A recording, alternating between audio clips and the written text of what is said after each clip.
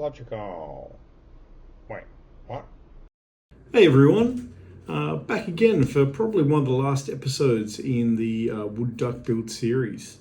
Well, it's been a long time between episodes. I'd imagined when I made the last episode that I'd just smash it out of the way and I'd be paddling around in the kayak by now. But it just wasn't to be. Life happened, right? As you can probably see, I'm in a different fortress of solitude now because we need to move house, sort of unplanned and forced upon us. And because of that, I haven't been able to get to the kayak for quite some time, a couple of months, in fact. In fact, it's been so long since I started work on the kayak that when I pulled the thing out and started doing some more work on it, I'd forgotten where I was up to. I'd forgotten that I'd only put a single layer of fiberglass on the hull and hadn't sanded it back, and I glassed the deck and taped it all up and got it ready for painting before realizing I had to go back and do the hull. But in any case, there's a couple of pointers and things I want to point out that either aren't clear in the instructions or I don't think are adequately covered and would save someone a lot of time. Now, to be fair, I'm not sure in the manual. In the move, I don't even know where the manual has gone, and frankly, I've just given up on it at this point. What's remaining seems pretty obvious to me. However, when you create the kayak, it's a stitch and glue kayak, right? So you've got all of those holes that you wire the kayak together with. My advice to anyone doing this project is before you start any resining whatsoever, make some thickened epoxy and fill every single one of those holes and just give it a light sand. Again, I'm not sure if in the manual it just says you can glass over the top of them. It certainly, to my memory, doesn't call out that you shouldn't do that, but you shouldn't. To be fair, 90% of the holes disappear under the resin and everything's fine. But the other 10% are a nightmare.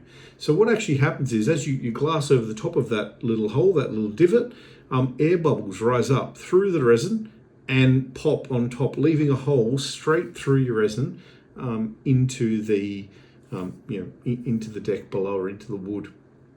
Obviously, even the tiniest little pinhole in the deck is a bad idea because you're going to end up with a case with, through capillary action, water seeping up into the deck, getting underneath your fiberglass and ultimately ruining things. Right here. So once I'm glad I noticed that this was happening, but as you can see in the video and what I'm showing here, it's quite hard to show in the video, to be honest. Some of the holes were in the second coat, you can tiny. see here.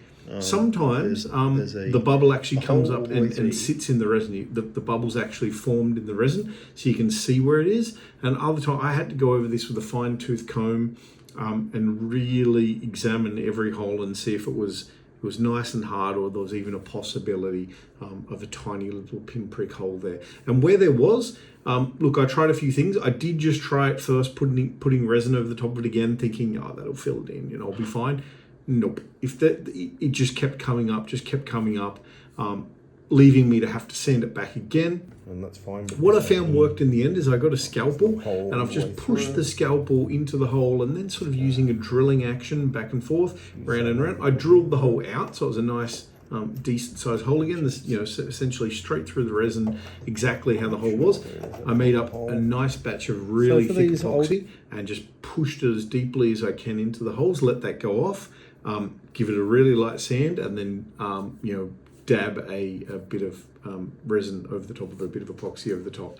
And after that, they all filled in. But this happened on the deck and it happened on the hull, even after multiple coats. And funnily enough, and here's another one that I wasn't expecting. Some of these, the first coat, you couldn't even see it. Obviously, the hole was there. Obviously, there was a tiny little pinprick hole there. Sometimes I didn't even pick up. When I did the second coat, you saw the bubbles coming up. So I'm really hopeful that, with the layers of clear coat and stuff like that I've got to do over the top of it, any imperfections I might have missed will be picked up. But, that remains to be seen, I suppose. So we'll just go with it. But I really recommend that, guys, is just take the time, take the extra time.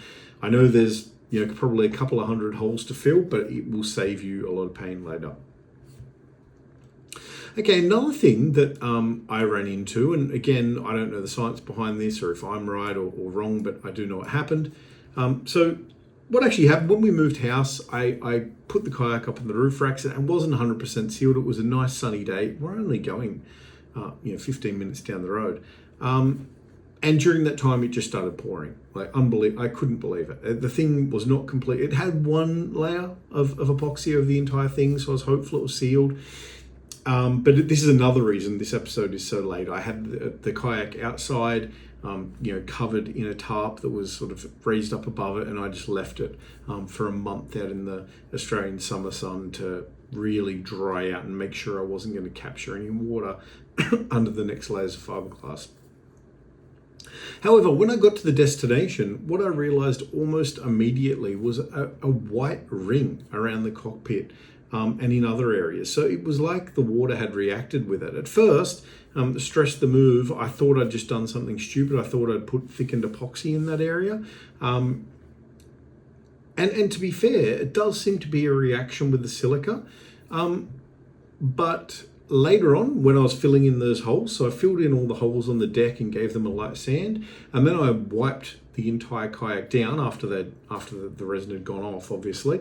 I wiped the entire kayak down with a damp cloth just to pick up any dust before I did the final coat of resin, and I noticed the same thing happened in multiple locations on the deck where I had that where I'd done the thickened epoxy. I got white patches. It was very hard to get rid of it. In fact, I couldn't get rid of it around the cockpit. We're just going to change the design slightly to try to cover those areas up.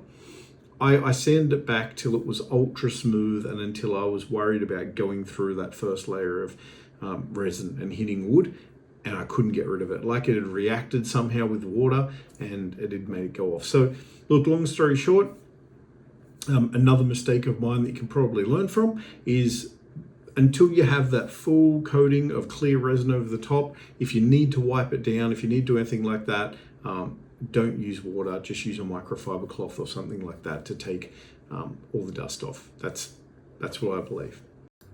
Anyway, with all those struggles out of the way, it was time to get onto something a little bit more fun and seeing this kayak finished. So I got started off by glassing the deck.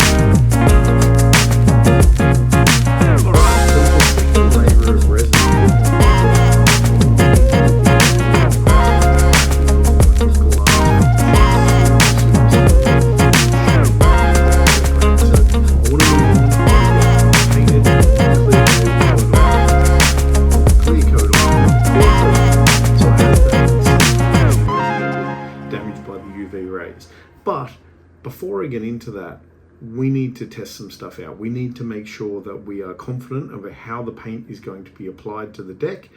And especially Sarah needs to be confident on it. She's going to be doing all that detail work. And so we decided to create a test board. We grabbed one of Sarah's art boards and we covered that in several coats of resin just to make it have that same consistent feel, and then moved on to some testing.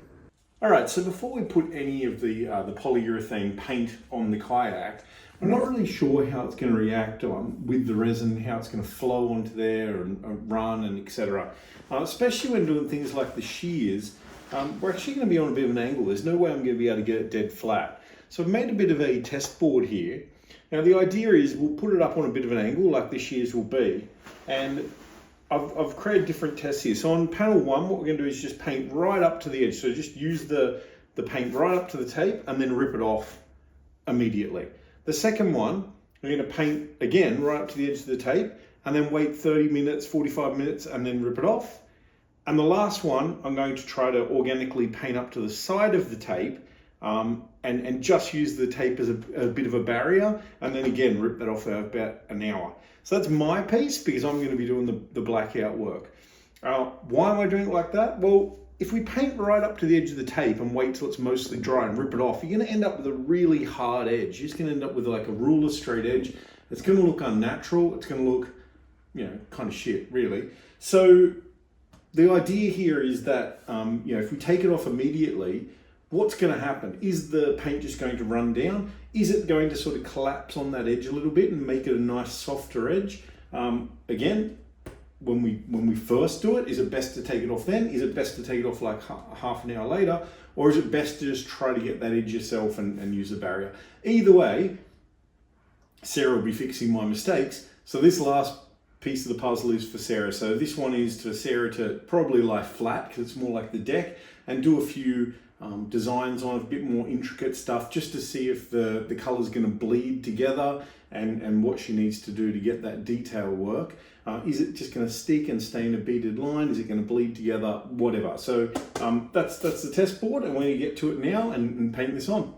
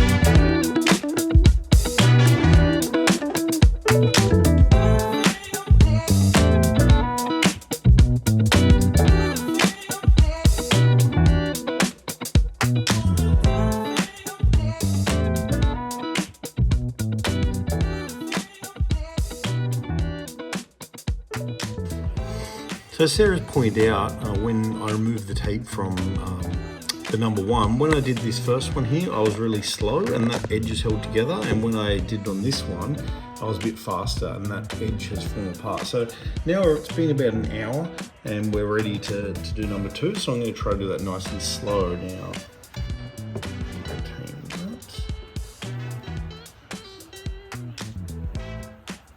A little bit of bleed under the tape. Yeah, it's bled onto the tape a bit. More than this, like. That's interesting.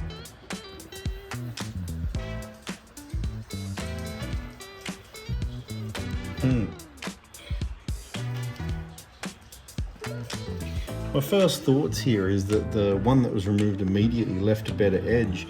This is kind of what I was talking about, like that really hard, stark edge seems to be softened here in the number one palette. It seems a lot softer than down here, until also with the tape staying there, it's bled under the edges of the tape a little bit, whereas the top one hasn't done that. What do you reckon, Sarah? Yeah, I think it's better to take the tape off immediately. Yeah, look, it's really, it bleeds under it. It bleeds under and... like quite a bit. Yeah.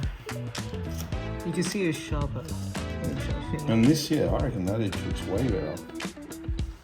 Yeah, it looks a lot natural. Yeah, it looks more natural here. Any bleed just kind of see within its line. This one, you can see a sharp edge. Look how bad the bleed is on that. Look at that.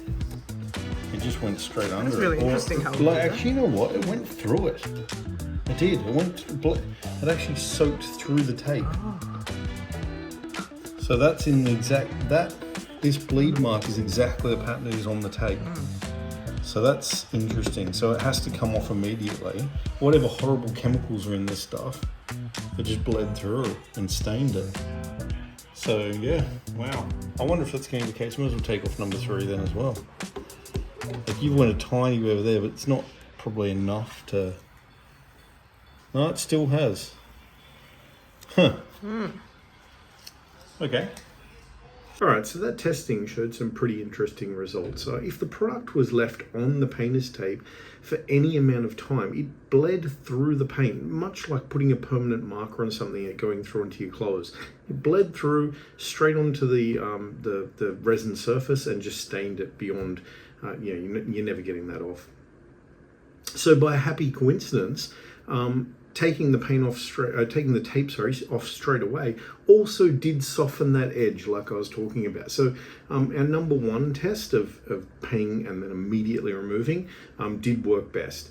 Sarah and I had a discussion about this as well, and as an artist, she's all about doing things in layers. She feels that doing one layer thinner and then another layer over the top of that is going to work better, and so that's what we're going to do.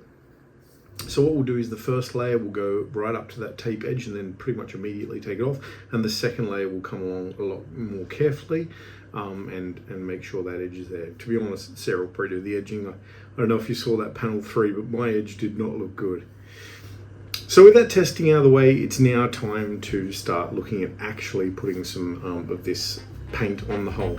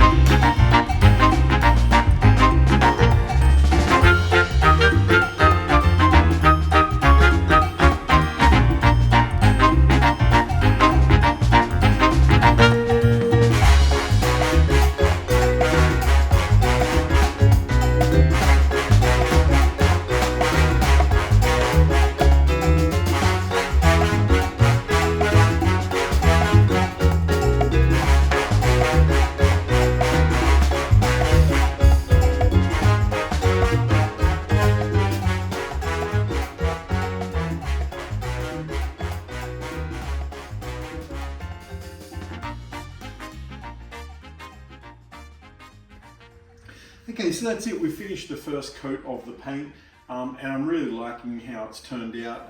In the areas where we've put it on thicker, it's really inky black, almost looking like an enamel and reflective. That's going to look really, really good once we get the deck done in the same fashion. So we're going to go over, you can see it's a bit thin in some areas. We're going to go over and tape this back over once it dries and do another layer just to get it all nice and uniform. It's probably going to take a few days to cure and then do again. And then after that, it's the same product, but in a clear coat, goes over the top. Apparently it's even harder than resin, so it's going to really protect it. So a couple of layers of the clear coat as well. I'm not 100% sure yet if I'll do the clear coat now or I'll wait till I've done the deck. But yeah, that's going to be the next big step. The next big step is going to be doing the deck in the same fashion and then doing the clear coats. It is going to take a while to do that. I'm expecting the deck is going to take a couple of weeks. So I'll end the episode there. It's went on for about 25 minutes at this point, I think. So I probably won't bother showing the second coat of this because we've already went through it. But start of next episode, we'll flip it over and we'll start on the deck. And then hopefully we can get this thing launched. So see you next time.